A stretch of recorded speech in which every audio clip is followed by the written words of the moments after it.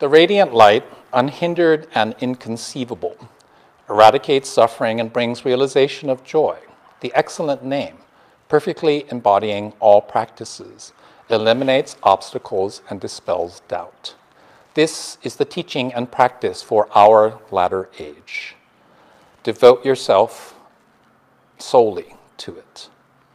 The wisdom of Shinran Shonin. And you can find these words in the preface to the Passages on the Pure Land Way, which you'll find in the Shin Buddhist Translation series on page 29. Namo Amida Butsu, Namo Amida. In this passage, the radiant light is Amida's infinite light of great wisdom, and the excellent name is Namo Amida Butsu. Take refuge in Amida Buddha, the path of Nembutsu, the true essence of the Pure Land teachings. Namo Amida Butsu.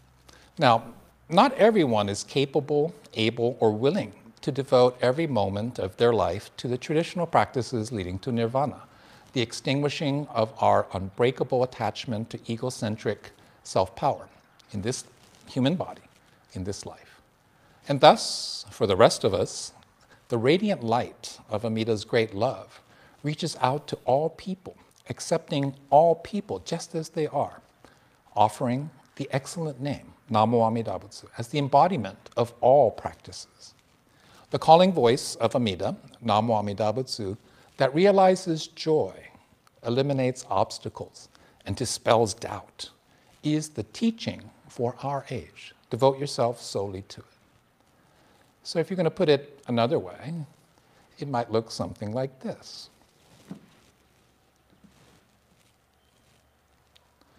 Just say it, Namo Amida Butsu. Can it really be that easy? Oops, back to the starting line because my ego is clouding my brain with doubt. Oops, back to the starting line. This happens every day, by the way. But at least when you go back to the starting line, you're on the starting line of the path of Nembutsu, embraced by great compassion and guided by the light of wisdom.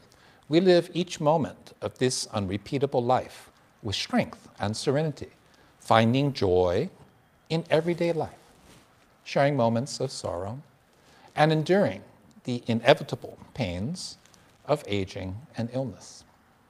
When we reach the end of our journey in this world of confusion and delusion, we go to be born in the Pure Land of Amida, where, free of the limitations of a human body and the bondage of the self-centered ego, we become Buddha.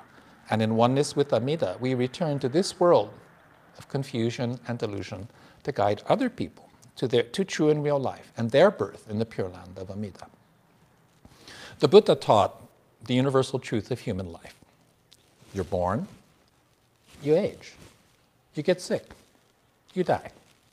That's it. That's pretty much it. But because, as human beings, we ignore this Dharma, this truth, we insist that we will be forever young. We won't get sick. We'll never die. So when I get white hairs, or I lose my hair, yeah, every Sunday I'm bowing. It's like, oh my goodness, what happened to all my hair? So when I get white hairs, or when I lose my hair, or suddenly can't remember what I did 30 seconds ago,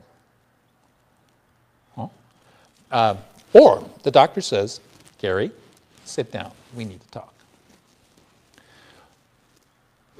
If we just, simply accept the fact that having been born human, we are getting older every day, and we'll die from something sometime. That's just kind of the deal. Is that pessimistic, morbid, or unappealing? So if you insist upon believing that you are the exception to the truth of birth, aging, illness, and death, then yes, the Buddhist view of the world is a tough sell. Something like this, right? Say Namo Amida Butsu, you're still going to grow old, get sick, and die. It would certainly be easier to sell, just say Namo Amida Butsu and be young, beautiful, and healthy forever. I think we could sell a lot of that.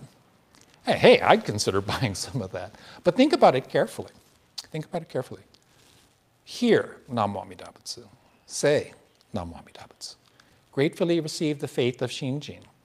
Live this life in gratitude, with strength and serenity, no matter what happens in this unrepeatable life.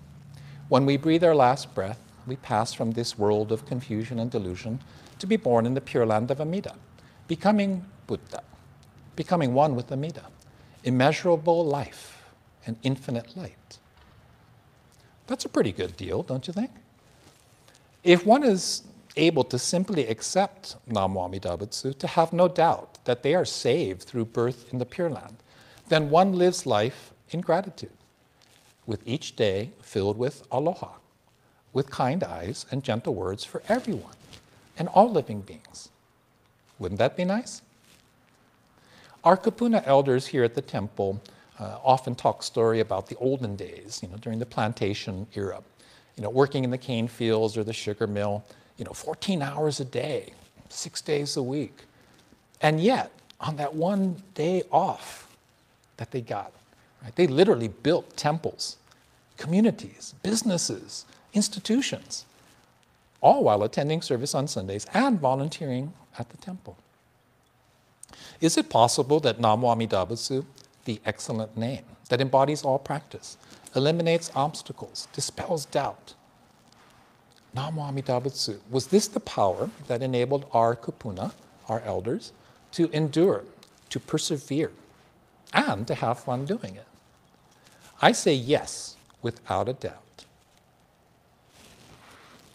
Our grandson is just starting to walk. And oh, how wonderful to be able to see him testing himself, pushing himself, sometimes falling on his butt, but then he gets back up. He tries again, and again, and again. What amazing things our grandson will see in his lifetime. What amazing adventures and wonderful experiences await for him. So in today's children's Dharma story, Dharma Storytime book, When I Grow Up by Al Yankovic, the protagonist, Billy, he just can't stop imagining all the possibilities of what he could become, what he could do, what he could experience when he grows up. If you haven't heard the book before, haven't read the book before, check it out. It's really quite wonderful.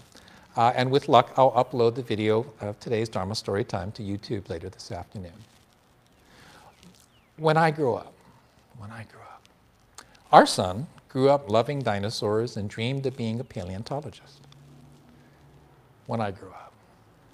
Our granddaughter is almost 9 years old, and I can't imagine what she dreams of. It's way beyond the comprehension of Grandpa. When I grew up. Well, and then there's me, age 60. When I grow up. I have no idea. Although I do think being a Buddhist priest and resident minister of a temple on Maui is pretty amazing. Will I ever grow up? Will I ever grow up? Who decides that, by the way? Who decides that? Does it matter? Will I ever really know? Who knows? Who knows?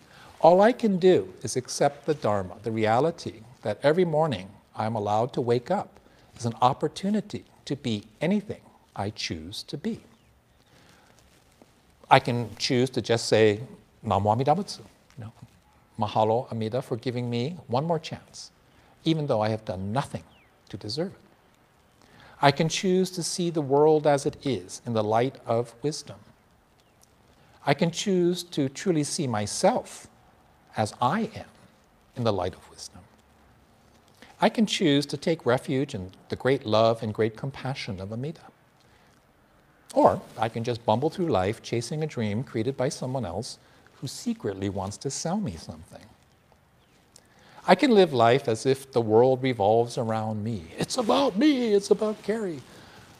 And then be disappointed when things don't work out as planned. I can feel entitled to all the good things and none of the bad things in life, and then be angry, filled with rage when they are taken away from me. I can panic at the end of life because of the sudden realization that I have not reached the spiritual understanding that I seek. When I grow up, I hope to just be me, just Kerry, the good, the bad, and the ugly. Just Kerry. Because it is just Kerry. Self-centered, self-satisfied, self-deluded. That silly karmic fool.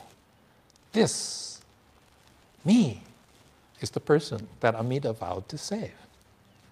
If I was good as my ego wants to believe, I wouldn't need Amida's other power. I wouldn't need Amida's power. I could do it all on my own through self-power. But in reality, I'm not that good. My ego self keeps telling me, you can do it, you can do it. And silly me, I listen to that voice, the voice of my ego saying, you can do it, you can do it.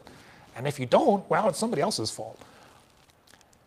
Amida knows that and patiently waits for me to wake up to the Dharma, the reality of who I truly am, self-centered, self-satisfied, and self-deluded. Amida smiles and says, good thing I have immeasurable life. Just say Namo Amida Butsu, open your eyes, and gratefully accept the gift of this unrepeatable life. When you truly hear the calling voice of Amida, Namo Amida Butsu, you will see the world in a different light, the infinite light of wisdom of Amida, which illuminates the world as it is and ourselves as we are, and the radiant light that embodies all practice, eliminates obstacles, and dispels doubt. The radiant light, unhindered and inconceivable, eradicates suffering and brings the realization of joy. The excellent name, perfectly embodying all practices, eliminates obstacles and dispels doubt. This is the teaching and practice for our latter age. Devote yourself solely to it. The words of Shinran Shonin. The essence of Shin Buddhism, as taught by Shinran Shonin, is the faith of Shinjin, Amida's great love and great compassion transforming our all-too-human heart and mind, so that we, just as we are empowered to respond in gratitude to life as it unfolds naturally. Just say mahalo. Mahalo for listening this morning, and may your day be filled with aloha. Nama.